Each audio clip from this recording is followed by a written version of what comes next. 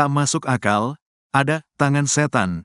Di balik bangkrutnya PT Sritex berujung PHK 10.669 karyawan. Tak masuk akal, diduga ada tangan setan di balik bangkrutnya PT Sritex yang berujung PHK 10.669 karyawan.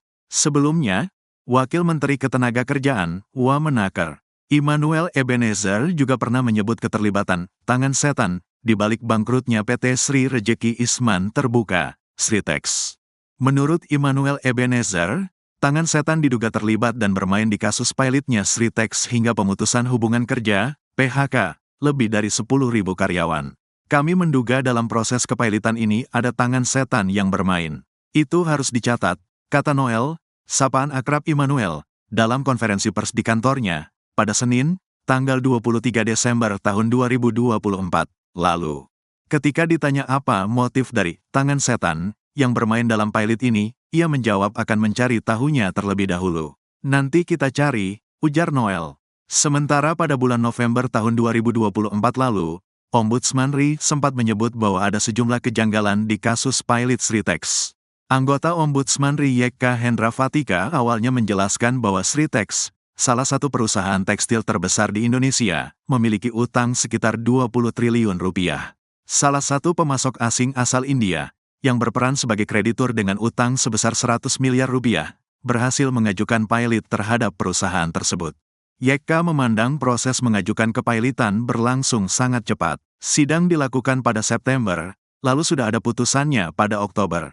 Padahal kalau kita mempelajari contoh benchmarknya adalah Garuda saja, itu kalau enggak salah sidang kepailitannya itu tidak secepat itu, katanya ketika ditemui Tribun News di Hotel Le Méridien Jakarta, Kamis, tanggal 14 November tahun 2024.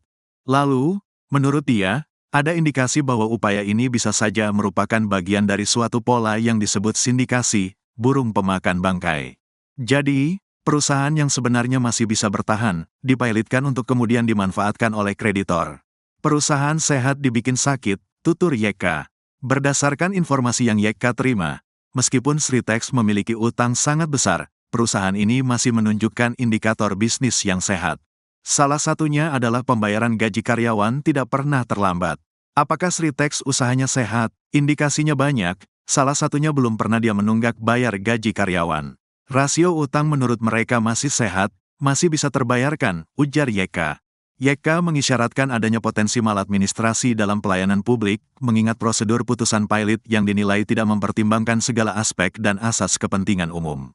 Ia menyoroti pelaksanaan tugas kurator yang ditunjuk dalam proses kepailitan ini. Perusahaan harus menanggung utang sebesar 1,597 miliar dolar AS atau dirupiahkan setara 25 triliun rupiah, kurs 15.600 rupiah.